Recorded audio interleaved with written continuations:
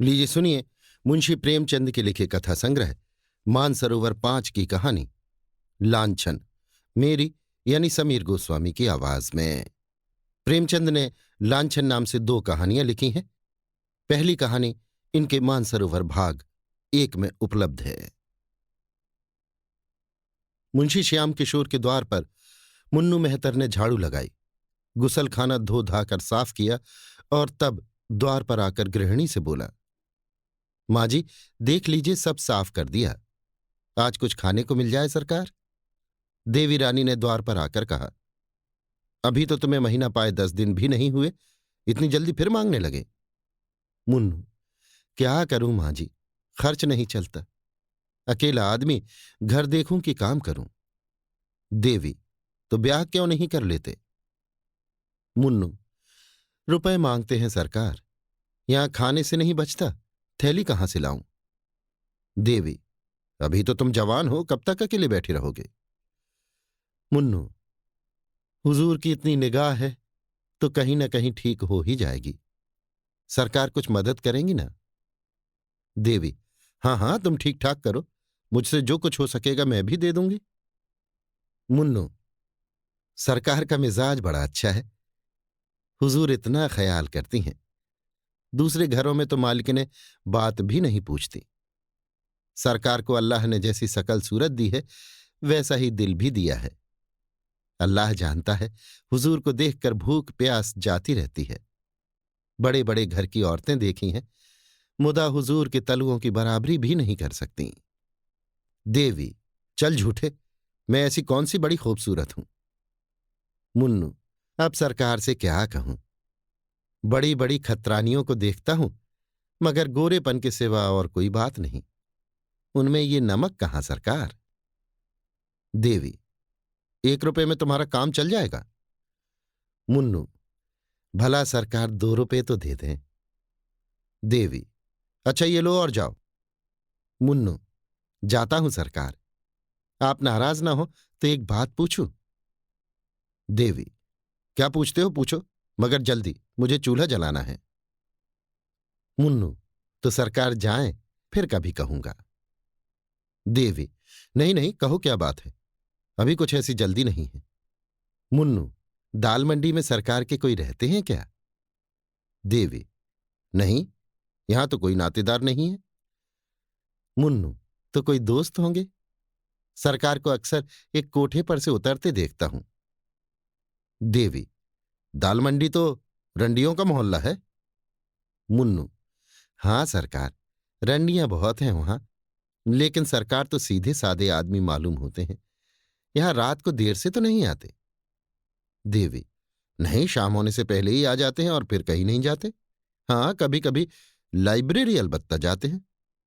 मुन्नू, बस बस यही बात है हुजूर, मौका मिले तो इशारे से समझा दीजिएगा सरकार कि रात को उधर न जाया करें। आदमी का दिल कितना ही साफ हो लेकिन देखने वाले तो शक करने लगते हैं। इतने में ही बाबू श्याम किशोर आ गए। मुन्नू ने उन्हें सलाम किया, बाल्टी उठाई और चलता हुआ। श्याम किशोर ने पूछा, मुन्नू क्या कह रहा था। देवी, कुछ नहीं, अपने दुखड़े रो रहा था, खाने को मांगता था, 2 रुपए दे दिए हैं, बातचीत बड़े ढंग से करता है। श्याम किशोर, तुम्हें तो बातें करने का मरज है, और कोई नहीं मेहतर ही सही, इस भुतने से न जाने तुम कैसे बातें करती हो। देवी, मुझे उसकी सूरत लेकर क्या करना है, गरीब आदमी है, अपना दुख सुनाने लगता है तो कैसे न सुनूं। बाबू साहब ने बेले का गजरा रूमाल से निकालकर देवी के गले में डाल दिया, किंतु देवी के मुख पर प्रसन्नता का कोई चिन्ह न दिखाई दिया। तिरछी निगाहों से देखकर बोली, आप आजकल दाल मंडी की सैर बहुत किया करते हैं। श्याम किशोर, कौन, मैं। देवी, जी हां तुम, मुझसे तो लाइब्रेरी का बहाना करके जाते हो और वहां जलसे होते हैं। श्याम किशोर, बिल्कुल झूठ, 16 आने झूठ, तुमसे कौन कहता था, यही मुन्नू। देवी, मुन्नू ने मुझसे कुछ नहीं कहा, पर मुझे तुम्हारी टोह मिलती रहती है। श्याम किशोर, तुम मेरी टोह मत लिया करो, शक करने से आदमी शक्की हो जाता है और तब बड़े बड़े अनर्थ हो जाते हैं। भला मैं दाल मंडी क्यों जाने लगा, तुमसे बढ़कर दाल मंडी में और कौन है। मैं तो तुम्हारी इन मद भरी आंखों का आशिक हूं। अगर अप्सरा भी सामने आ जाए तो आंख उठाकर न देखो। आज शारदा कहाँ है? देवी नीचे खेलने चली गई है। श्याम किशोर नीचे मत जाने दिया करो। इक्के मोटने बग्घियां दौड़ती रहती हैं। न जाने कब क्या हो जाए। आज ही अर्दली बाजार में एक वारदात हो गई। 3 लड़के एक साथ दब गए। देवी 3 लड़के? बड़ा गजब हो गया। किसकी मोटर थी? श्याम किशोर इसका अभी तक पता नहीं चला। ईश्वर जानता है, तुम्हें ये गजरा बहुत खिल रहा है। देवी मुस्कुराकर चलो बातें न बनाओ। तीसरे दिन मुन्नू ने देवी से कहा, सरकार, एक जगह सगाई ठीक हो रही है। देखिए, कॉल से फिर न जाइएगा। मुझे आपका बड़ा भरोसा है। देवी देख ली औरत कैसी है? मुन्नू सरकार जैसी तकदीर में है वैसी है। घर की रोटियां तो मिलेंगी, नहीं तो अपने हाथों ठोकना पड़ता था। है क्या कि मिजाज की सीधी है। हमारे जात की औरतें बड़ी चंचल होती हैं हुजूर। सैकड़े पीछे एक भी पाक न मिलेंगी। देवी मेहतर लोग अपनी औरतों को कुछ कहते नहीं? मुन्नू क्या कहें हुजूर। डरते हैं कि कहीं अपने आसना से चुगली खाकर हमारी नौकरी चाकरी न छुड़ा दें। मेहतरानियों पर बाबू साहबों की बहुत निगाह रहती है सरकार। देवी हंसकर चल झूठे। बाबू साहबों की औरतें क्या मेहतरानियों से भी गई गुजरी होती हैं? मुन्नू अब सरकार कुछ न कहलाएं। हुजूर को छोड़कर और तो कोई ऐसी बबुआई ने नहीं देखता जिसका कोई बखान करे। बहुत ही छोटा आदमी हूं सरकार, पर इन बबुआइनों की तरह मेरी औरत होती तो उससे बोलने को जी ना चाहता। हुजूर के चेहरे मोहरे की कोई औरत मैंने तो नहीं देखी। देवी चल झूठे, इतनी खुशामद करना किससे सीखा? मुन्नू खुशामद नहीं करता सरकार, सच्ची बात कहता हूं। हुजूर एक दिन खिड़की के सामने खड़ी थी। रजा मियाँ की निगाह आप पर पड़ गई। जूते की बड़ी दुकान है उनकी। अल्लाह ने जैसा धन दिया है वैसा ही दिल भी। आपको देखते ही आंखें नीची कर लीं। आज बातों बातों में हुजूर की सकल सूरत को सराहने लगे।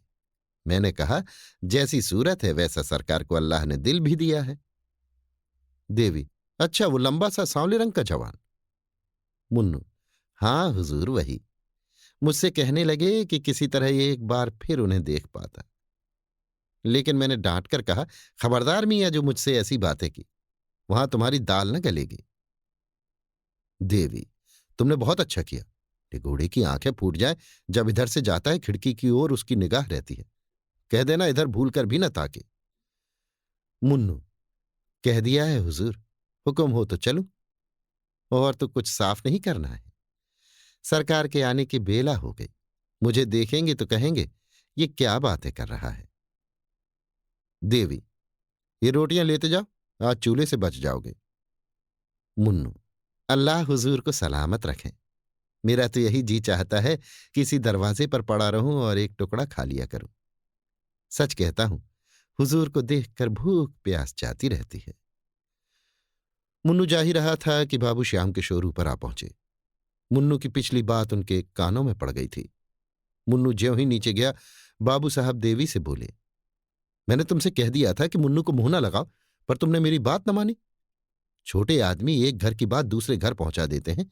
इन्हें कभी मुंह न लगाना चाहिए। भूख प्यास बंद होने की क्या बात थी? देवी क्या जाने भूख प्यास कैसी, ऐसी तो कोई बात न थी। श्याम किशोर थी क्यों नहीं, मैंने साफ सुना। देवी मुझे तो ख्याल नहीं आता होगी कोई बात। मैं कौन उसकी सब बातें बैठी सुना करती हूं। श्याम किशोर तो क्या वो दीवार से बातें करता है? देखो, नीचे कोई आदमी इस खिड़की की तरफ ताकता चला जाता है। इसी मोहल्ले का एक मुसलमान लौंडा है, जूते की दुकान करता है। तुम क्या इस खिड़की पर खड़ी रहा करती हो? देवी चिक तो पड़ी हुई है। श्याम किशोर चिक के पास खड़े होने से बाहर का आदमी तुम्हें साफ देख सकता है। देवी ये मुझे मालूम न था, अब कभी खिड़की खोलूंगी ही नहीं। श्याम किशोर हाँ क्या फायदा, मुन्नू को अंदर मत आने दिया करो। देवी गुसलखाना कौन साफ करेगा? श्याम किशोर खैर आए, मगर उससे तुम्हें बातें न करनी चाहिए। आज एक नया थिएटर आया है, चलो देखा है। सुना है इसके एक्टर बहुत अच्छे हैं। इतने में शारदा नीचे से मिठाई का एक दोना लिए दौड़ती हुई आई। देवी ने पूछा, अरे ये मिठाई किसने दी? शारदा, राजा भैया ने तो दी है, कहते थे तुमको अच्छे अच्छे खिलौने ला दूंगा।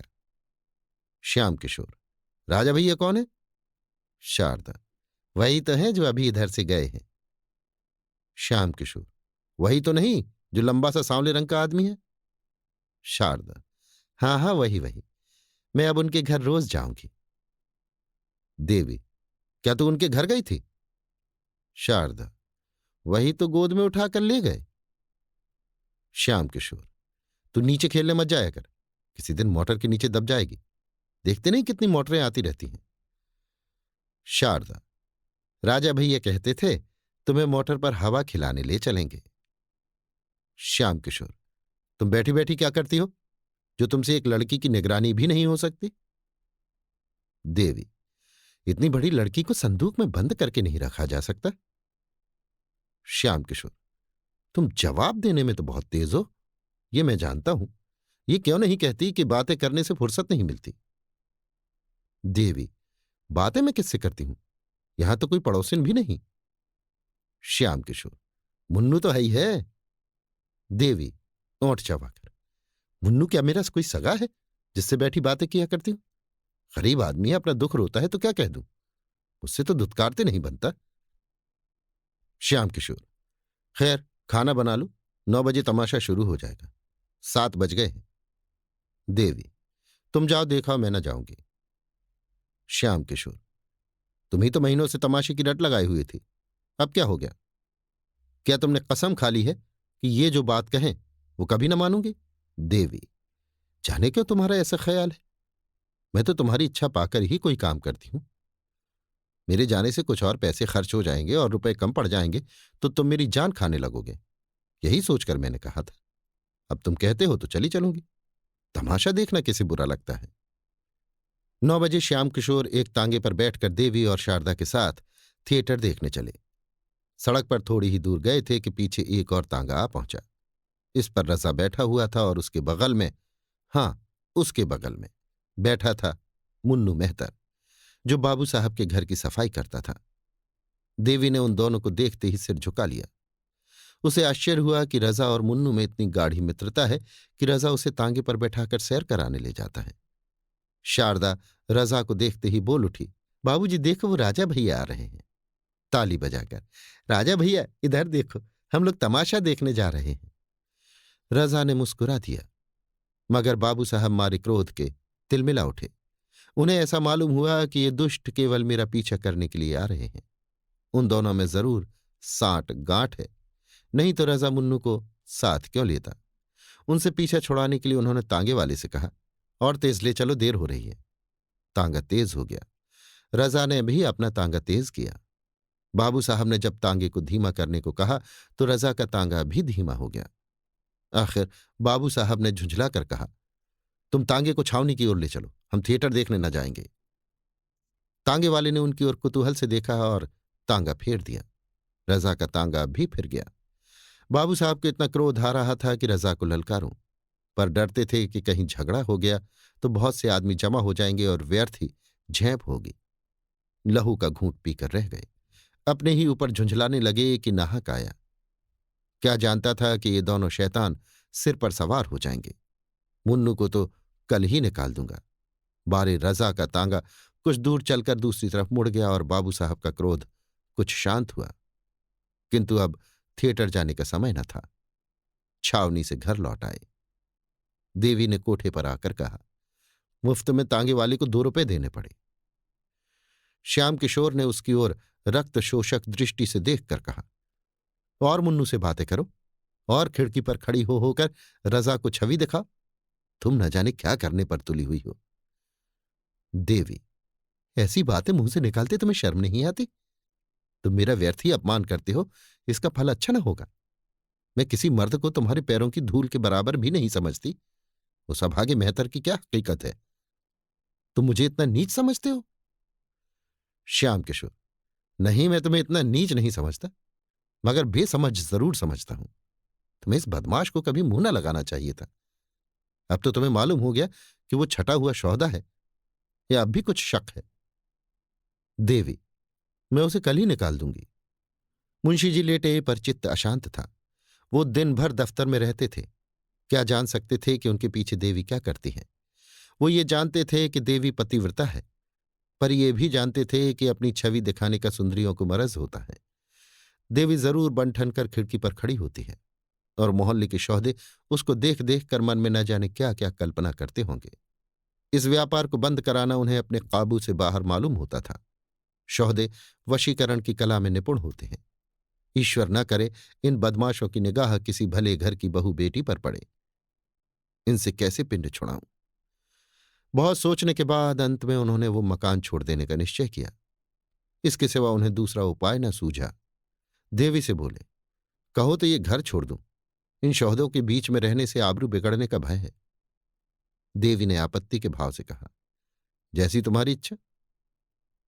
श्याम किशोर, आखिर तुम ही कोई उपाय बताओ।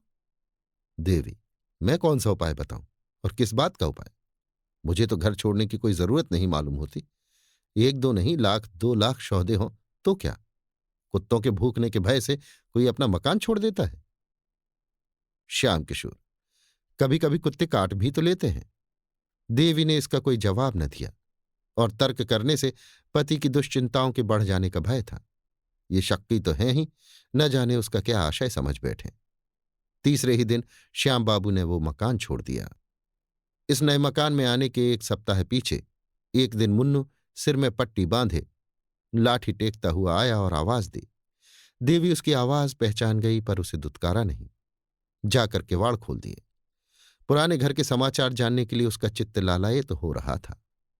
मुन्नू ने अंदर आकर कहा, सरकार, जब से आपने वो मकान छोड़ दिया, कसम ले लीजिए जो उधर एक बार भी गया हूं, उस घर को देखकर रोना आने लगता है। मेरा भी जी चाहता है किसी मोहल्ले में आ जाऊं। पागलों की तरह इधर उधर मारा फिरा करता हूं सरकार। किसी काम में जी नहीं लगता। बस हर घड़ी आप ही की याद आती रहती है। हुजूर जितनी परवरिश करती थी उतनी अब कौन करेगा?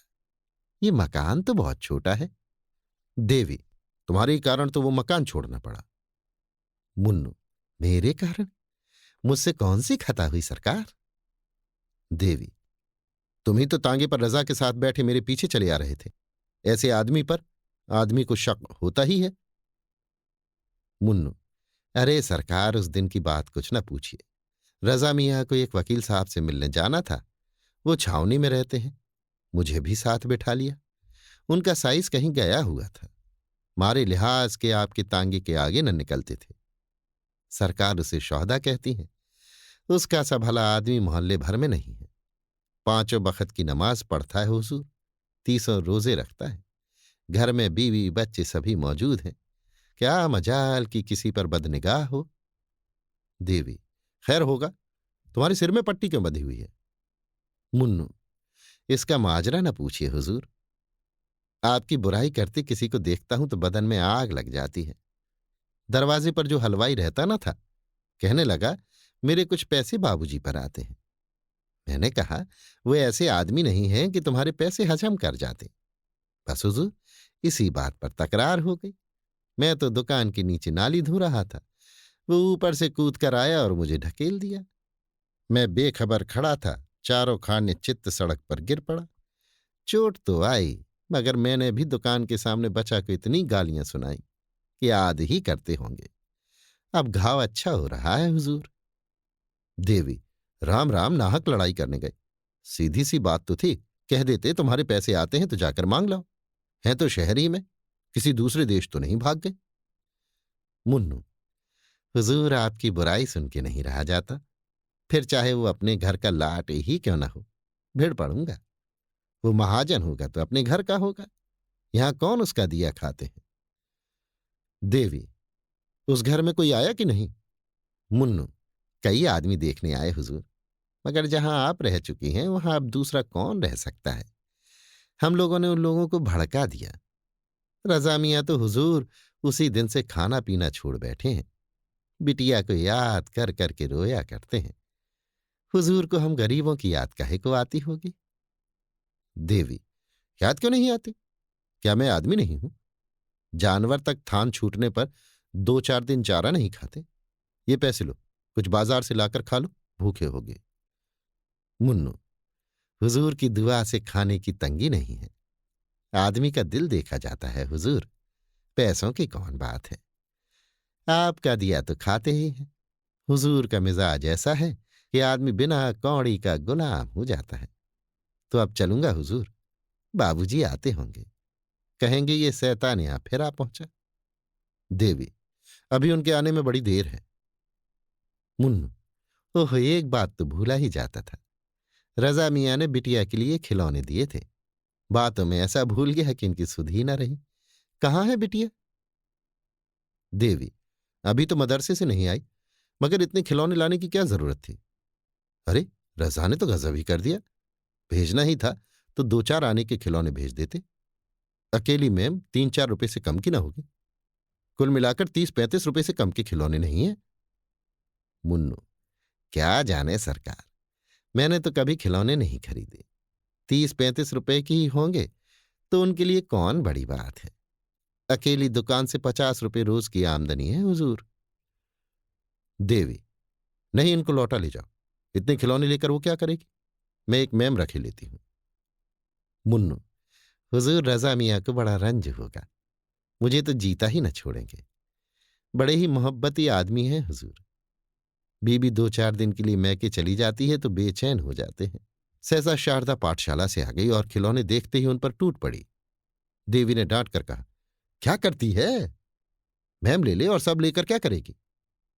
शारदा, मैं तो सब लूंगी। मैम को मोटर पर बैठाकर दौड़ाऊंगी, कुत्ता पीछे पीछे दौड़ेगा। इन बर्तनों में गुड़िया के खाने बनाऊंगी। कहाँ से आए हैं अम्मा, बता दो। देवी, कहीं से नहीं आए, मैंने देखने को मंगवाए थे, तो इनमें से कोई एक ले ले। शारदा, मैं सब लूंगी मेरी अम्मा। ना, सब ले लीजिए। कौन लाया है अम्मा? देवी, मुन्नू तुम खिलौने लेकर जाओ, एक मैम रहने दो। शारदा, कहाँ से लाए हो मुन्नू, बता दो। मुन्नू, तुम्हारे राजा भैया ने तुम्हारे लिए भेजे हैं। शारदा, राजा भैया ने भेजे? ओहो, राजा भैया बड़े अच्छे हैं। कल अपनी सहेलियों को दिखलाऊंगी, किसी के पास ऐसे खिलौने न निकलेंगे। देवी, अच्छा मुन्नू तुम अब जाओ, रजा मियाँ से कह देना फिर यहां खिलौने न भेजें। मुन्नू चला गया तो देवी ने शारदा से कहा, ला बेटी तेरे खिलौने रख दो, बाबूजी देखेंगे तो बिगड़ेंगे, कहेंगे रजा मियाँ के खिलौने क्यों लिए, तोड़ ताड़ कर फेंक देंगे। भूल कर भी उनसे खिलौनों की चर्चा न करना। शारदा, हाँ अम्मा रख दो, बाबूजी तोड़ देंगे। देवी, उनसे कभी मत कहना कि राजा भैया ने खिलौने भेजे हैं, नहीं तो बाबूजी राजा भैया को मारेंगे और तुम्हारे कान भी काट लेंगे। कहेंगे लड़की भिखमंगी है, सबसे खिलौने मांगती फिरती है। शारदा, मैं उनसे कुछ ना कहूंगी अम्मा, रख दो सब खिलौने। इतने में बाबू श्याम किशोर भी दफ्तर से आ गए। भौहें चढ़ी हुई थी। आते ही आते बोले, वो शैतान मुन्नू इस मोहल्ले में भी आने लगा, मैंने आज उसे देखा, क्या यहां भी आया था? देवी ने हिचकिचाते हुए कहा, हाँ हाँ, आया तो था। श्याम किशोर, और तुमने आने दिया? मैंने मना न किया था कि उसे कभी अंदर कदम न रखने देना। देवी, आकर द्वार खटखटाने लगा तो क्या करती? श्याम किशोर, उसके साथ वो सौदा भी रहा होगा। देवी, उसके साथ और कोई नहीं था। श्याम किशोर, तुमने आज भी ना कहा होगा यहां मत आया करो। देवी, मुझे तो इसका ख्याल न रहा, और अब वो यहां क्या करने आएगा? श्याम किशोर, जो करने आज आया था वही करने फिर आएगा, तो मेरे मुंह में कालिख लगाने पर तुली हुई हो। देवी ने क्रोध से ऐंठ कर कहा, मुझसे तुम ऐसी ऊटपटांग बातें मत किया करो, समझ गए? तुम्हें ऐसी बातें मुंह से निकालते शर्म भी नहीं आती? एक बार पहले भी तुमने कुछ ऐसी ही बातें कही थी, आज फिर तुम वही बात कर रहे हो। अगर तीसरी बार ये शब्द मैंने सुने तो नतीजा बुरा होगा, इतना कह देती हूं। तुमने मुझे कोई वेश्या समझ लिया है? श्याम किशोर, मैं नहीं चाहता कि वो मेरे घर आए। देवी, तुम मना क्यों नहीं कर देते, मैं तुम्हें रोकती हूं। श्याम किशोर, तुम क्यों नहीं मना कर देती? देवी, तुम्हें कहते क्या शर्म आती है? श्याम किशोर, मेरे मना करने पर भी तुम्हारी इच्छा पाकर उसका आना जाना होता रहेगा। देवी ने ओठ चबाकर कहा, अच्छा अगर वो आता ही रहे तो इससे क्या हानि है, बेहतर सभी घरों में आया जाया करते हैं। श्याम किशोर, अगर मैंने मुन्नू को कभी अपने द्वार पर फिर देखा तो तुम्हारी कुशल नहीं इतना समझाई देता हूं। ये कहते हुए श्याम किशोर नीचे चले गए और देवी स्तंभित सी खड़ी रह गई। तब उसका हृदय इस अपमान, लांछन और अविश्वास के आघात से पीड़ित हो उठा। वो फूट फूट कर रोने लगी। उसको सबसे बड़ी चोट जिस बात से लगी वो ये थी कि मेरे पति मुझे इतनी नीच, इतनी निर्लज्ज समझते हैं। जो काम वेश्या भी न करेगी उसका संदेह मुझ पर कर रहे हैं। श्याम किशोर के आते ही शारदा अपने खिलौने उठाकर भाग गई थी कि कहीं बाबूजी तोड़ न डालें। नीचे जाकर वो सोचने लगी कि इन्हें कहाँ छिपा कर रखूं। वो इसी सोच में थी कि उसकी एक सहेली आंगन में आ गई। शारदा उसे अपने खिलौने दिखाने के लिए आतुर हो गई। इस प्रलोभन को वो किसी तरह न रोक सकी। अभी तो बाबूजी ऊपर हैं, कौन इतनी जल्दी आए जाते हैं। तब तक क्यों ना सहेली को अपने खिलौने दिखा दूं। उसने सहेली को बुला लिया और दोनों नए खिलौने देखने में इतनी मग्न हो गईं कि बाबू श्याम किशोर के नीचे आने की भी उन्हें खबर न हुई। श्याम किशोर खिलौने देखते ही झपट कर शारदा के पास जा पहुंचे और पूछा, तूने ये खिलौने कहाँ पाए? शारदा की घिघी बंध गई। मारे भय के थर थर कांपने लगी। उसके मुंह से एक शब्द भी न निकला। श्याम किशोर ने फिर गरज कर पूछा, बोलती क्यों नहीं? तुझे किसने खिलौने दिए? शारदा रोने लगी। तब श्याम किशोर ने उसे फुसला कर कहा, रो मत, हम तुझे मारेंगे नहीं। तुझसे इतना ही पूछते हैं, तूने ऐसे सुंदर खिलौने कहाँ पाए? इस तरह 2-4 बार दिलासा देने से शारदा को कुछ धैर्य बंधा। उसने सारी कथा कह सुनाई। हाँ, अनर्थ। इससे कहीं अच्छा होता है कि शारदा मौन ही रहती। उसका गूंगी हो जाना भी इससे अच्छा था। देवी कोई बहाना करके बला सिर से टाल देती। पर होनहार को कौन टाल सकता है? श्याम किशोर के रोम रोम से ज्वाला निकलने लगी। खिलौने वहीं छोड़कर धम धम करते हुए ऊपर गए और देवी के कंधे दोनों हाथों से झंझोड़ कर बोले, तुम्हें इस घर में रहना है या नहीं? साफ साफ कह दो। देवी अभी तक खड़ी सिसकियां ले रही थी। ये निर्मम प्रश्न सुनकर उसके आंसू गायब हो गए। किसी भारी विपत्ति की आशंका ने इस हल्के से आघात को भुला दिया। जैसे घातक की तलवार देखकर कोई प्राणी रोगशैया से उठकर भागे। श्याम किशोर की ओर भयातुर नेत्रों से देखा, पर मुंह से कुछ न बोली। उसका एक एक रोम मौन भाषा में पूछ रहा था, इस प्रश्न का क्या मतलब है? श्याम किशोर ने फिर कहा, तुम्हारी जो इच्छा हो साफ साफ कह दो। अगर मेरे साथ रहते रहते तुम्हारा जी उब गया हो तो तुम्हें अख्तियार है। मैं तुम्हें कैद करके नहीं रखना चाहता। मेरे साथ तुम्हें छल कपट करने की जरूरत नहीं। मैं सहर्ष तुम्हें विदा करने को तैयार हूं। जब तुमने मन में एक बात निश्चय कर ली तो मैंने भी निश्चय कर लिया। तुम इस घर में अब नहीं रह सकती, रहने के योग्य नहीं हो। देवी ने आवाज को संभाल कर कहा, तुम्हें आजकल क्या हो गया है जो हर वक्त जहर उगलते रहते हो? अगर मुझसे जी उब गया है तो जहर दे दो, जला जला कर क्यों जान मारते हो? बेहतर से बातें करना तो ऐसा अपराध न था। जब उसने आकर पुकारा तो मैंने आकर द्वार खोल दिया। अगर मैं जानती कि जरा सी बात का बतंगड़ हो जाएगा तो उसे दूर ही से धुतकार देती।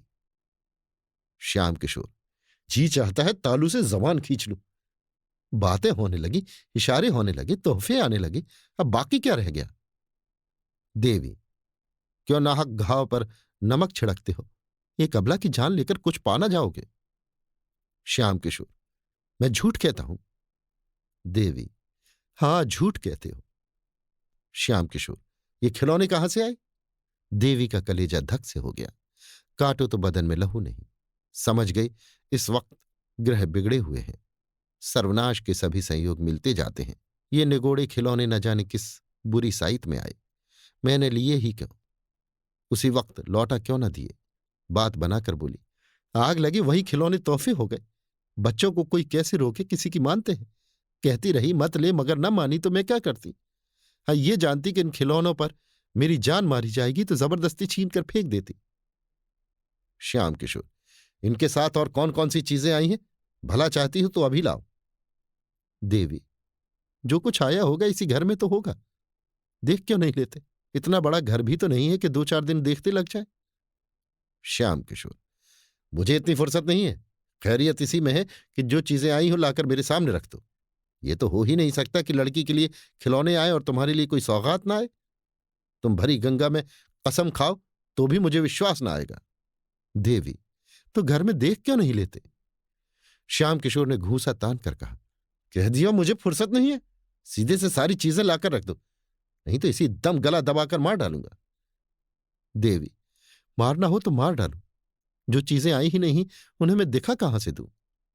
श्याम किशोर ने क्रोध से उन्मत्त होकर देवी को इतनी जोर से धक्का दिया कि वो चारों खाने चित्त जमीन पर गिर पड़ी।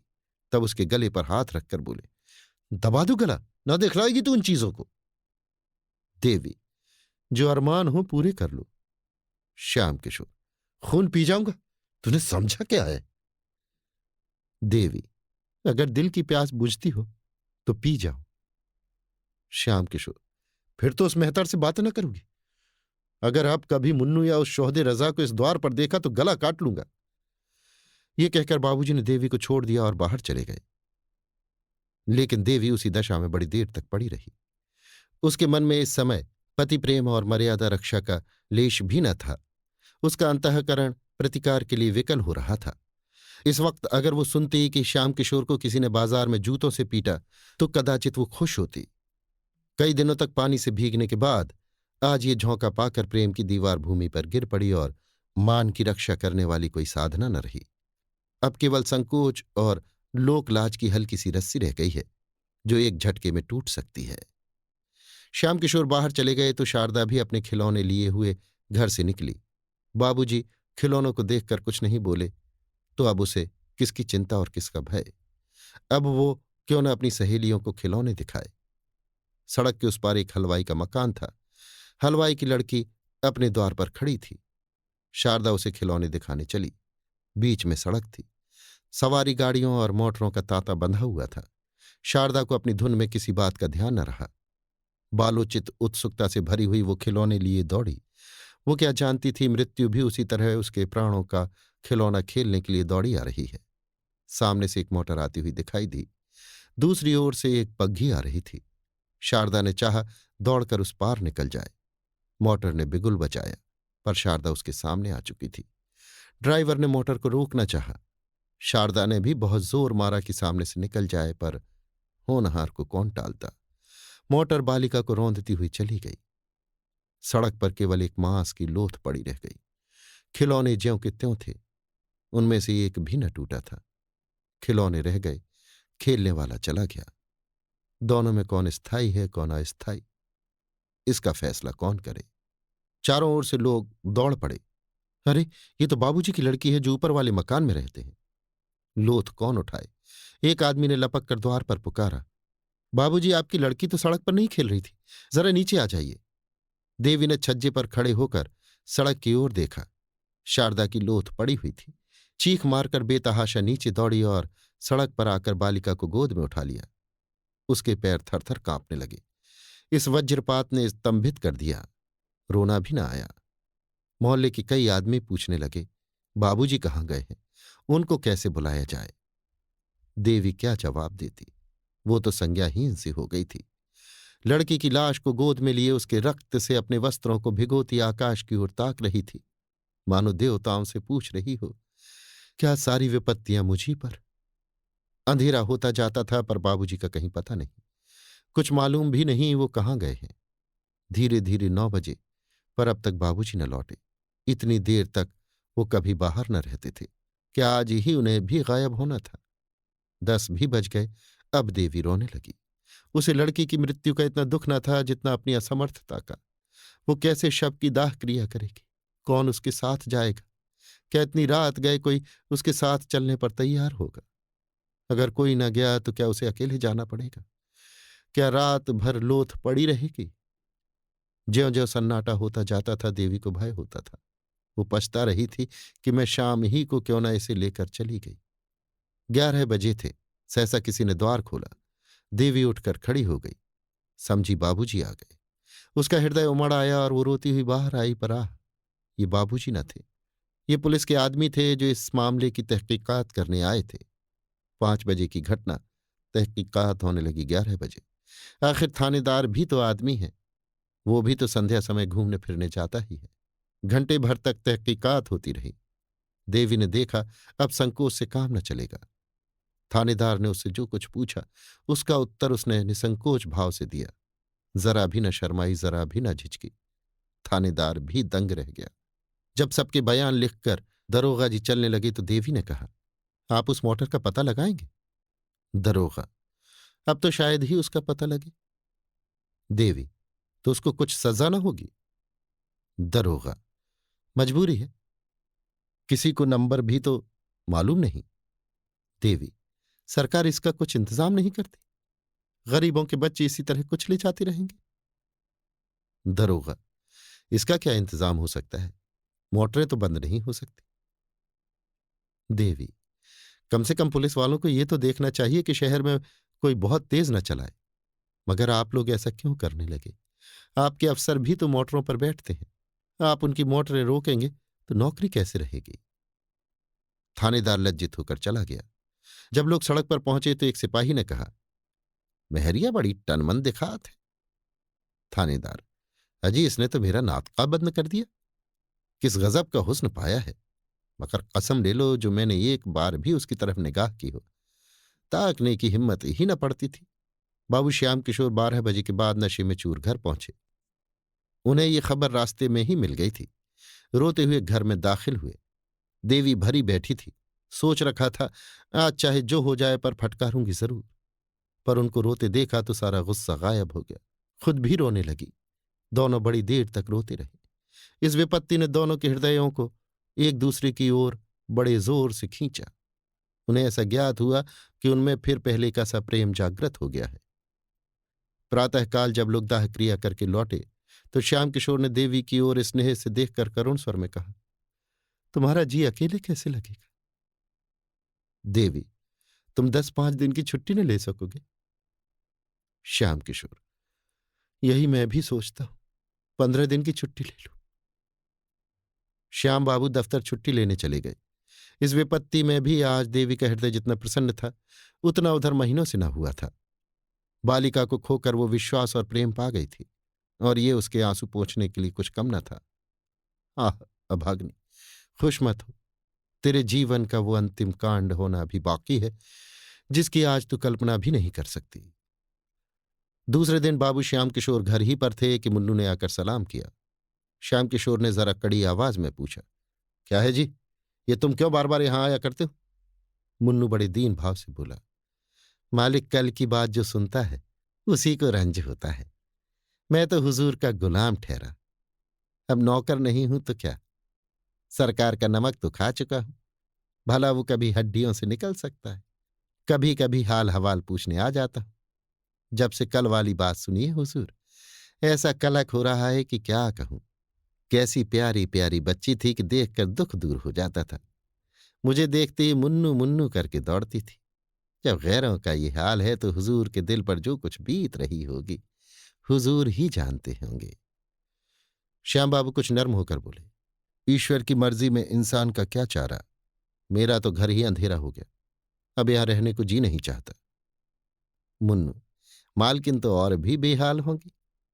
श्याम किशोर, हुआ ही चाहे, मैं तो उसे शाम सवेरे खिला लिया करता था, मां तो दिन भर साथ रहती थी।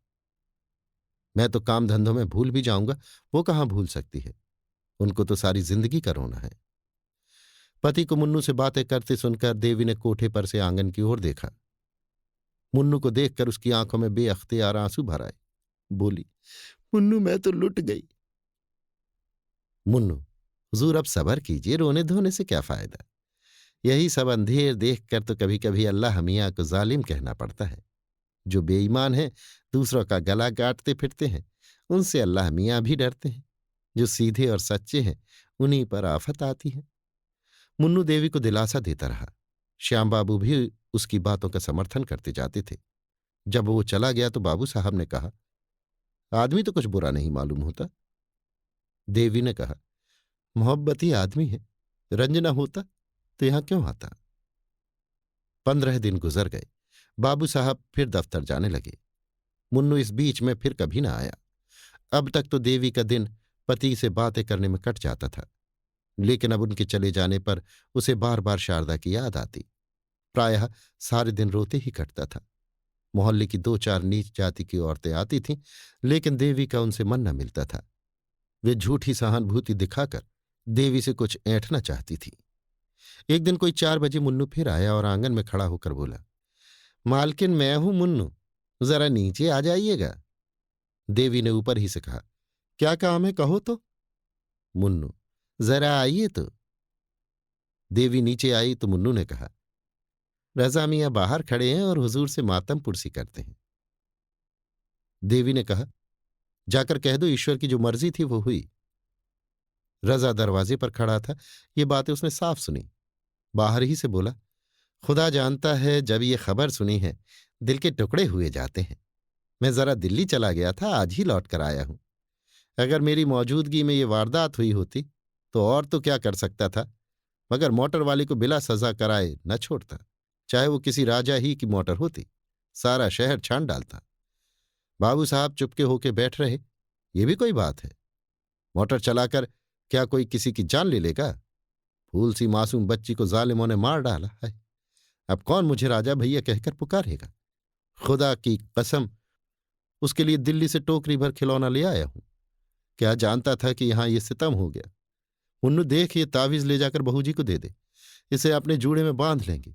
खुदा ने चाहा तो उन्हें किसी तरह की दहशत या खटका न रहेगा। उन्हें बुरे बुरे ख्वाब दिखाई देते होंगे, रात को नींद उचट जाती होगी, दिल घबराया करता होगा। ये सारी शिकायतें इस तावीज से दूर हो जाएंगी। मैंने एक पहुंचे हुए फकीर से ये तावीज लिखाया है। इसी तरह से रजा और मुन्नू उस वक्त तक एक न एक बहाने से द्वार से न टले जब तक बाबू साहब आते न दिखाई दिए। श्याम किशोर ने उन दोनों को जाते देख लिया। ऊपर जाकर गंभीर भाव से बोले, रजा क्या करने आया था? देवी, यूं ही मातम पुरसी करने आया था। आज दिल्ली से आया है, ये खबर सुनकर दौड़ा आया था। श्याम किशोर, मर्द मर्दों से मातम पुरसी करते हैं या औरतों से? देवी, तुम न मिले तो मुझी से शोक प्रकट करके चला गया। श्याम किशोर, इसके ये माने हैं कि जो आदमी मुझसे मिलने आए वो मेरे न रहने पर तुमसे मिल सकता है, इसमें कोई हरज नहीं, क्यों? देवी, सबसे मिलने में थोड़े ही जा रही हूं। श्याम किशोर, तो रजा क्या मेरा साला है या ससुरा? देवी, तुम तो जरा जरा सी बात पर झल्लाने लगते हो। श्याम किशोर, ये जरा सी बात है? एक भले घर की स्त्री एक शोहदे से बातें करे, ये जरा सी बात है? तो बड़ी बात किसे कहते हैं? ये जरा सी बात नहीं है कि यदि मैं तुम्हारी गर्दन घोंट दूं तो भी मुझे पाप न लगेगा। देखता हूं फिर तुमने वही रंग पकड़ा। इतनी बड़ी सजा पाकर भी तुम्हारी आंखें नहीं खुली। अब की क्या मुझे ले बीतना चाहती हो? देवी सन्नाटे में आ गई। एक तो लड़की का शोक, उस पर ये अपशब्दों की बौछार और भीषण आक्षेप। उसके सिर में चक्कर सा आ गया। बैठकर रोने लगी। इस जीवन से तो मौत कहीं अच्छा। केवल यही शब्द उसके मुंह से निकले। बाबू साहब गरज कर बोले, यही होगा, मत घबराओ, यही होगा। तुम मरना चाहती हो तो मुझे भी तुम्हारे अमर होने की आकांक्षा नहीं है। जितनी जल्द तुम्हारे जीवन का अंत हो जाए उतना ही अच्छा। कुल में कलंक तो न लगेगा। देवी ने सिसकियां लेते हुए कहा, क्यों अबला पर इतना अन्याय करते हो? तुम्हें जरा भी दया नहीं आती? श्याम किशोर, मैं कहता हूं चुप रह। देवी, क्यों चुप रहूं? क्या किसी की जबान बंद कर दोगे? श्याम किशोर, फिर बोले जाती है, मैं उठकर सिर तोड़ दूंगा। देवी, क्यों सिर तोड़ दोगे? कोई जबरदस्ती है? श्याम किशोर, अच्छा तो बोला, देखे तेरा कौन हिमायती है। ये कहते हुए बाबू साहब झल्ला कर उठे और देवी को कई थप्पड़ और घूंसे लगा दिए। मगर वो न रोई, न चिल्लाई, न जबान से एक शब्द निकाला। केवल अर्थशून्य नेत्रों से पति की ओर ताकती रही, मानो ये निश्चय करना चाहती थी कि ये आदमी है या कुछ और। जब श्याम किशोर मार पीट कर अलग हो गए तो देवी ने कहा, दिल के अरमान अभी ना निकले हों तो और निकाल लो, फिर शायद ये अवसर न मिले। श्याम किशोर ने जवाब दिया, सिर काट लूंगा सिर, तू है किस फिर में? ये कहते हुए वो नीचे चले गए। झटके के साथ किवाड़ खोले, धमाके के साथ बंद किए और कहीं चले गए। अब देवी की आंखों से आंसू की नदी बहने लगी। रात के 10 बज गए पर श्याम किशोर घर न लौटे। रोते रोते देवी की आंखें सूज आईं। क्रोध में मधुर स्मृतियों का लोप हो जाता है। देवी को ऐसा ज्ञान होता था कि श्याम किशोर को उसके साथ कभी प्रेम ही न था। हाँ, कुछ दिनों वो उसका मुंह अवश्य जोहते रहते थे, लेकिन वो बनावटी प्रेम था। उसके यौवन का आनंद लूटने ही के लिए उससे मीठी मीठी प्यार की बातें की जाती थी। उसे छाती से लगाया जाता था, उसे कलेजे पर सुलाया जाता था। वो सब दिखावा था, स्वांग था। उसे याद ही न आता था कि कभी उससे सच्चा प्रेम किया गया। अब वो रूप नहीं रहा, वो यौवन नहीं रहा, वो नवीनता नहीं रही, फिर उसके साथ क्यों ना अत्याचार किए जाएं। उसने सोचा, कुछ नहीं, अब इनका दिल मुझसे फिर गया है। नहीं तो क्या इस जरा सी बात पर यों मुझ पर टूट पड़ते। कोई ना कोई लांछन लगाकर मुझसे गला छुड़ाना चाहते हैं। यही बात है तो मैं क्यों इनकी रोटियां और इनकी मार खाने के लिए इस घर में पड़ी रहूं। जब प्रेम ही नहीं रहा तो मेरे यहां रहने को धिक्कार है। मैके में कुछ न सही, ये दुर्गति तो न होगी। इनकी यही इच्छा है तो यही सही। मैं भी समझ लूंगी कि विधवा हो गई। ज्यों ज्यों रात गुजरती थी, देवी के प्राण सूखे जाते थे। उसे ये धड़का समाया हुआ था कि कहीं वो आकर फिर न मारपीट शुरू कर दें। कितने क्रोध में भरे हुए यहां से गए। वाहरी तकदीर, अब मैं इतनी नीच हो गई कि मेहतरों से, जूते वालों से आशना ही करने लगी। इस भले आदमी को ऐसी बातें मुंह से निकालते शर्म भी नहीं आती। ना जाने इनके मन में ऐसी बातें कैसे आती हैं। कुछ नहीं, ये स्वभाव के नीच दिल के मैले स्वार्थी आदमी हैं। नीचों के साथ नीच ही बनना चाहिए। मेरी भूल थी कि इतने दिनों से इनकी घुड़कियां सहती रही। जहां इज्जत नहीं, मर्यादा नहीं, प्रेम नहीं, विश्वास नहीं, वहां रहना बेहयाई है। कुछ में इनके हाथ बिक तो गई ही नहीं कि ये जो चाहे करें, मारें या काटें, पड़ी सहा करूं। सीता जैसी पत्नियां होती थीं तो राम जैसे पति भी होते थे। देवी को अब ऐसी शंका होने लगी कि कहीं श्याम किशोर आते ही आते सचमुच उसका गला न दबा दें या छुरी न भोंक दें। वो समाचार पत्रों में ऐसी कई हरजाइयों की खबरें पड़ चुकी थी। शहर ही में ऐसी कई घटनाएं हो चुकी थीं। मारे भय कि वो थरथरा उठी। यहां रहने से प्राणों की कुशल न थी। देवी ने कपड़ों की एक छोटी सी बकुची बांधी और सोचने लगी, यहां से कैसे निकलूं और फिर यहां से निकलकर जाऊं कहां। कहीं इस वक्त मुन्नू का पता लग जाता तो बड़ा काम निकलता। वो मुझे क्या मैके न पहुंचा देता। एक बार मैके पहुंच भर जाती, फिर तो लाला सिर पटक कर रह जाए, भूल कर भी ना आऊं। ये भी क्या याद करें। रुपए क्यों छोड़ दूं जिसमें ये मजे से गुलछर्रे उड़ाए। मैंने ही तो काट छाट कर जमा किए हैं। इनकी कौन सी ऐसी बड़ी कमाई थी। खर्च करना चाहती तो कौड़ी न बचती। पैसा पैसा बचाती रहती थी। देवी ने जाकर नीचे के किवाड़े बंद कर दिए। फिर संदूक खोलकर अपने सारे जेवर और रुपए निकालकर बुकची में बांध लिए। सब के सब करेंसी नोट थे। विशेष बोझ भी न हुआ। एकाएक किसी ने सदर दरवाजे में जोर से धक्का मारा। देवी सहम उठी। ऊपर से झांक कर देखा, श्याम बाबू थे। उसकी हिम्मत न पड़ी कि जाकर द्वार खोल दे। फिर तो बाबू साहब ने इतनी जोर से धक्के मारने शुरू किए मानो किवाड़ ही तोड़ डालेंगे। इस तरह द्वार खुलवाना ही उनकी चित्त की दशा को साफ प्रकट कर रहा था। देवी शेर के मुंह में जाने का साहस न कर सकी। आखिर श्याम किशोर ने चिल्लाकर कहा, ओ डैम, किवाड़ खोल, ओ ब्लडी, किवाड़ खोल, अभी खोल। देवी की रही सही हिम्मत भी जाती रही। श्याम किशोर नशे में चूर थे। होश में शायद दया आ जाती, इसलिए शराब पीकर आए हैं। किवाड़ तो न खोलूंगी, चाहे तोड़ ही डालो। अब तो मुझे इस घर में पाओगे ही नहीं, मारोगे कहां से। तो मैं खूब पहचान गई। श्याम किशोर 15-20 मिनट तक शोर मचाने और किवाड़े खिलाने के बाद उल जुलूल बकते चले गए। 2-4 पड़ोसियों ने फटकारें भी सुनाई। आप भी तो पढ़े लिखे आदमी होकर आधी रात को घर चलते हैं। नींद ही तो है, नहीं खुलती तो क्या कीजिएगा। जाइए, किसी यार दोस्त के घर लेट रहिए, सवेरे आइएगा। श्याम किशोर के जाते ही देवी ने बुकची उठाई और धीरे धीरे नीचे उतरी। जरा देर उसने कान लगाकर आहट ली कि कहीं श्याम किशोर खड़े तो नहीं हैं। जब विश्वास हो गया कि वो चले गए तो उसने धीरे से द्वार खोला और बाहर निकल आई। उसे जरा भी शोभ, जरा भी दुख न था। बस केवल एक इच्छा थी कि यहां से बचकर भाग जाऊं। कोई ऐसा आदमी न था जिस पर वो भरोसा कर सके, जो इस संकट में काम आ सके। था तो बस वही मुन्नू मेहतर। अब उसी के मिलने पर उसकी सारी आशाएं अवलंबित थीं। उसी से मिलकर वो निश्चय करेगी कि कहाँ जाए, कैसे रहे। मैके जाने का अब उसका इरादा न था। उसे भय होता था कि मैके में श्याम किशोर से वो अपनी जान न बचा सकेगी। उसे यहां न पाकर वो अवश्य उसके मैके जाएंगे और उसे जबरदस्ती खींच लाएंगे। वो सारी यातनाएं, सारे अपमान सहने को तैयार थी। केवल श्याम किशोर की सूरत नहीं देखना चाहती थी। प्रेम अपमानित होकर द्वेष में बदल जाता है। थोड़े ही दूर पर चौराहा था। कई तांगे वाले खड़े थे। देवी ने एक इक्का किया और उससे स्टेशन चलने को कहा। देवी ने रात स्टेशन पर काटी। प्रातःकाल उसने एक तांगा किराए पर किया और पर्दे में बैठकर चौक जा पहुंची। अभी दुकानें न खुली थी, लेकिन पूछने से रजा मियाँ का पता चल गया। उसकी दुकान पर एक लौंडा झाड़ू दे रहा था। देवी ने उसे बुलाकर कहा, 'ओ, 2 पैसे दे दो, 2 पैसे दे दो। 'वो 'पैसा' 'पैसा' बचाती रहती थी। उसी से मिलकर वो निश्चय करेगी कि कहाँ जाए, कैसे रहे। मैं के जाने का अब उसका इरादा न था। उसे भय होता था कि कहीं श्याम किशोर से वो अपनी जान न बचा सकेगी। जो इस संकट में काम आ सके। जाकर रजा मियाँ से कह दे कि शारदा की अम्मा तुमसे मिलने आई हैं, अभी चलिए। 10 मिनट में रजा और मुन्नू आ पहुंचे। देवी ने सजल नेत्र होकर कहा, तुम लोगों के पीछे मुझे घर छोड़ना पड़ा। कल रात को तुम्हारा मेरे घर जाना गजब हो गया। जो कुछ हुआ वो फिर कहूंगी। मुझे कहीं एक घर दिला दो। घर ऐसा हो कि बाबू साहब को मेरा पता न मिले, नहीं वो मुझे जीता न छोड़ेंगे। रजा ने मुन्नू की ओर देखा, मानो कह रहा है, देखा चाल कैसी ठीक थी। देवी से बोला, आप निशा खातिर रहें, ऐसा घर दिला दूंगा कि बाबू साहब के बाबा साहब को भी पता न चले। आपको किसी बात की तकलीफ ना होगी। हम आपके पसीने की जगह खून बहा देंगे।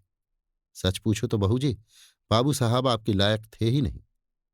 मुन्नू, कहाँ की बात भैया, आप रानी होने लायक हैं। मैं मालकिन से कहता था कि बाबूजी को दाल मंडी की हवा लग गई है, पर आप मानती ही न थी। आज ही रात को मैंने उन्हें गुलाब जान के कोठे पर से उतरते देखा। नशे में चूर थे। देवी, झूठी बात, ये उनकी आदत नहीं। गुस्सा उन्हें जरूर बहुत है, और गुस्से में आकर उन्हें नेक बद कुछ नहीं सूझता, लेकिन निगाह के बुरे नहीं। मुन्नू, हुजूर मानती ही नहीं तो क्या करूं? अच्छा, कभी दिखा दूंगा, तब तो मानिएगा। रजा, अबे दिखाना पीछे, इस वक्त आपको मेरे घर पहुंचा दे, ऊपर ले जाना। जब तक मैं एक मकान देखने जाता हूं, आपके लायक बहुत ही अच्छा है। देवी, तुम्हारे घर में बहुत सी औरतें होंगी। रजा, कोई नहीं है बहू जी, सिर्फ एक बुढ़िया मामा है। वो आपके लिए एक कहारिन बुला देगी। आपको किसी बात की तकलीफ ना होगी। मैं मकान देखने जा रहा हूं। देवी, जरा बाबू साहब की तरफ भी होते आना, देखना घर आए कि नहीं। रजा, बाबू साहब से तो मुझे चिढ़ हो गई है। शायद नजर आ जाए तो मेरी उनसे लड़ाई हो जाए। जो मर्द आप जैसी हुस्न की देवी की कदर नहीं कर सकता, वो आदमी नहीं। मुन्नू, बहुत ठीक कहते हो भैया। ऐसी शरीफजादी को न जाने किस मुंह से डांटते हैं। मुझे इतने दिन हुजूर की गुलामी करते हो गए, कभी एक बात ना कही। रजा मकान देखने गया और तांगा रजा के घर की तरफ चला। देवी के मन में इस समय एक शंका का आभास हुआ। कहीं ये दोनों सचमुच शोहदे तो नहीं हैं। लेकिन कैसे मालूम हो? ये सत्य है कि देवी ने जीवन पर्यंत के लिए स्वामी का परित्याग किया था, पर इतनी ही देर में उसे कुछ पश्चाताप होने लगा था। अकेली एक घर में कैसे रहेगी? बैठी बैठी क्या करेगी? ये कुछ उसकी समझ में ना आता था। उसने दिल में कहा, क्यों ना घर लौट चलूं। ईश्वर करे वो अभी घर ना आए हों। मुन्नू से बोली, तुम जरा दौड़कर देखो तो, बाबूजी घर आए कि नहीं। मुन्नू, आप चलकर आराम से बैठे, मैं देख आता हूं। देवी, मैं अंदर न जाऊंगी। मुन्नू, खुदा की कसम खा के कहता हूं, घर बिल्कुल खाली है। आप हम लोगों पर शक करती हैं। हम वो लोग हैं कि आपका हुक्म पाएं तो आग में कूद पड़ें। देवी इक्के से उतरकर अंदर चली गई। चिड़िया एक बार पकड़ जाने पर भी फड़फड़ाई, किंतु परों में लासा लगे होने के कारण उड़ न सकी और शिकारी ने उसे अपनी झोली में रख लिया। वो अभाग्नि क्या फिर कभी आकाश में उड़ेगी? क्या फिर उसे डालियों पर चहकना नसीब होगा? श्याम किशोर सवेरे घर से लौटे तो उनका चित्त शांत हो गया था। उन्हें शंका हो रही थी कि कदाचित देवी घर में न होंगी। द्वार के दोनों पट खुले देखे तो कलेजा सन से हो गया। इतने सवेरे किवाड़ों का खुला रहना अमंगल सूचक था। एक क्षण द्वार पर खड़े होकर अंदर की आहट ली। कोई आवाज न सुनाई दी। आंगन में गए, वहां भी सन्नाटा। ऊपर गए, चारों तरफ सूना। घर काटने को दौड़ रहा था। श्याम किशोर ने अब जरा सतर्क होकर देखना शुरू किया। संदूक में रुपए नदारद, गहने का संदूक भी खाली। अब क्या भ्रम हो सकता था? कोई गंगा स्नान के लिए जाता है तो घर के रुपए नहीं उठा ले जाता। वो चली गई। अब इसमें लेश मात्र भी संदेह नहीं था। ये भी मालूम था कि वो कहाँ गई है। शायद इसी वक्त लपक कर जाने से वो वापस भी लाई जा सकती है। लेकिन दुनिया क्या कहेगी? श्याम किशोर ने अब चारपाई पर बैठकर ठंडे दिल से इस घटना की विवेचना करनी शुरू की। इसमें तो संदेह न था कि रजा और उसके पिट्ठू मुन्नू ने ही बहकाया है। आखिर बाबूजी का कर्तव्य क्या था? उन्होंने वो पुराना मकान छोड़ दिया, देवी को बार बार समझाया। इसके उपरांत वो क्या कर सकते थे? क्या मारना अनुचित था? अगर एक क्षण के लिए अनुचित ही मान लिया जाए तो क्या देवी को इस तरह घर से निकल जाना चाहिए था? कोई दूसरी स्त्री जिसके हृदय में पहले ही से विष न भर गया हो, केवल मार खाकर घर से निकल जाती। अवश्य ही देवी का हृदय कलुषित हो गया है। बाबू साहब ने फिर सोचा, अभी जरा देर में मेहरी आएगी, वो देवी को घर में न देखकर पूछेगी तो क्या जवाब दूंगा। दम के दम में सारे मोहल्ले में ये खबर फैल जाएगी। हाय भगवान, क्या करूं। श्याम किशोर के मन में इस वक्त जरा भी पश्चाताप, जरा भी दया न थी। अगर देवी किसी तरह उन्हें मिल सकती तो वो उसकी हत्या कर डालने में जरा भी पसोपेश न करती। उसका घर से निकल जाना, चाहे आवेश के सिवा उसका और कुछ कारण न हो, उनकी निगाह में अक्षम्य था। ये अपमान वो किसी तरह न सह सकते थे। मर जाना इससे कहीं अच्छा था। क्रोध बहुधा विरक्त का रूप धारण कर लिया करता है। श्याम किशोर को संसार से घृणा हो गई। जब अपनी पत्नी ही दगा कर जाए तो किसी से क्या आशा की जाए। जिस स्त्री के लिए हम जीते भी हैं और मरते भी, जिसको सुखी रखने के लिए हम अपने प्राणों का बलिदान कर देते हैं, जब वो अपनी न हुई तो फिर दूसरा कौन अपना हो सकता है। इस स्त्री को प्रसन्न रखने के लिए उन्होंने क्या क्या नहीं किया। घर वालों से लड़ाई की, भाइयों से नाता तोड़ा, यहां तक कि वे अब उनकी सूरत भी नहीं देखना चाहते। उसकी कोई ऐसी इच्छा न थी जो उन्होंने पूरी न की हो। उसका जरा सा सिर भी दुखता था तो उनके हाथों के तोते उड़ जाते थे। रात की रात उसकी सेवा शुश्रूषा में बैठे रह जाते थे। वही स्त्री आज उनसे दगा कर गई। केवल एक गुंडे के बहकाने में आकर उनके मुंह में कालिख लगा गई। गुंडों पर इल्जाम लगाना तो एक प्रकार से मन को समझाना है। जिसके दिल में खोट न हो उसे कोई क्या बहका सकता है। जब इस स्त्री ने धोखा दिया तो फिर समझना चाहिए कि संसार में प्रेम और विश्वास का अस्तित्व ही नहीं, ये केवल भावुक प्राणियों की कल्पना मात्र है। ऐसे संसार में रहकर दुख और दुराशा के सिवा और क्या मिलना है। हा दुष्टा, ले आज से तू स्वतंत्र है, जो चाहे कर। अब कोई तेरा हाथ पकड़ने वाला नहीं रहा। जिसे तू प्रियतम कहते नहीं थकती थी, उसके साथ तूने ये कुटिल व्यवहार किया। चाहूं तो तुझे अदालत में घसीटकर इस पाप का दंड दे सकता हूं, मगर क्या फायदा, इसका फल तुझे ईश्वर देंगे। श्याम किशोर चुपचाप नीचे उतरे। न किसी से कुछ कहा न सुना, द्वार खुले छोड़ दिए और गंगा तट की ओर चले।